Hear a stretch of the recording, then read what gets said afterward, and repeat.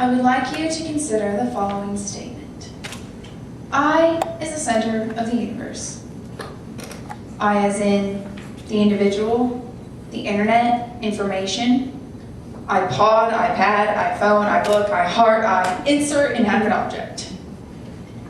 There are many I's in today's universe, and in most cases this is harmless. However, it can also be I as in ignore, or incriminate, injure, insults. Selfishness, obsession with me, myself, and I, is a barrier to forming any relationship. Ignorance of another's views, circumstances, and opinions can lead to insults and misunderstandings. Self-absorption is like wearing sunglasses in a dark cave. You don't know what you're going to bump into, and too many people these days are walking around blind. The antithesis of selfishness is empathy. It may be true that no one can perfectly understand what another person is going through, but it is still possible to have empathy for someone.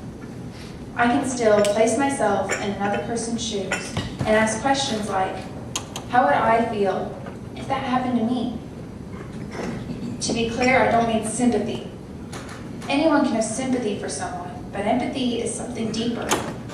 Empathy is the effort not to feel sorry for someone, but to consciously try to view the world from another's perspective. It involves temporarily setting aside one's own opinions and perspectives in order to see the world as another does. In their limited abilities, people often fail at this. However, perfection is not required. It is the effort to empathize that encourages understanding, tolerance, and ultimately love of any man, regardless of race, gender, ethnicity, origin, or beliefs. One of my favorite books is To Kill a Mockingbird. In it, Atticus tells his daughter Scout, you can never really understand a person until you consider things from his point of view, until you climb into his skin and walk around in it. How does one do this? Well, you can ask questions, and observe, listen.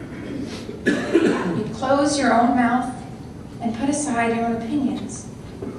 Does this mean that you agree with them? No, not necessarily. Does this mean that you understand them perfectly? No. What this means is that you can respect them for being who they are. For instance, I have several friends who are homosexual, and many more friends who believe that homosexual marriage should be allowed. This is contrary to my personal beliefs, and they know that. But they also know that I care about them anyway.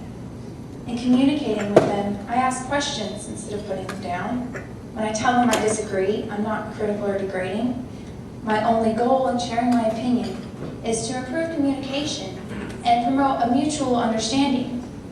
In this way, when we interact, we can interpret each other's words and actions truthfully without being offensive or defensive. Many conflicts in the world today result from selfishness, and the cure for this is empathy, the setting aside of one's own bias in order to comprehend another's perspective. When someone makes the effort to empathize, it doesn't matter so much that the other person disagrees. Cooperation becomes more important than conversion when there is respect that grows from understanding. The four-way test is ineffective without empathy. Is it the truth? How can we know what is the truth unless we've considered all possibilities, looked at it from different views, and gathered data from various resources? A person with the ability to empathize also has the ability to absorb new information from different people with various cultures and backgrounds. Is it fair to all concerned? How can we even begin to answer this question unless we understand those concerned, unless we're aware of their needs and their circumstances? Will it build goodwill and better friendships? Coming to an empathic understanding of one's associates creates a foundation of respect on which we can build better relationships. And finally, will it be beneficial to all concerned? As one develops the ability to empathize, it doesn't matter so much that the other person disagrees, and consequently, you understand that that person has as much worth and potential as any other human being. You can see how that person can grow to become just as amazing as any Edison or Einstein or president. And so we get an environment where we can look at each other as human beings and move forward together, bringing all of our differences on the same table and working in an atmosphere of love to bring the four-way test and to bring the values and the morals that all of us live by to a common goal.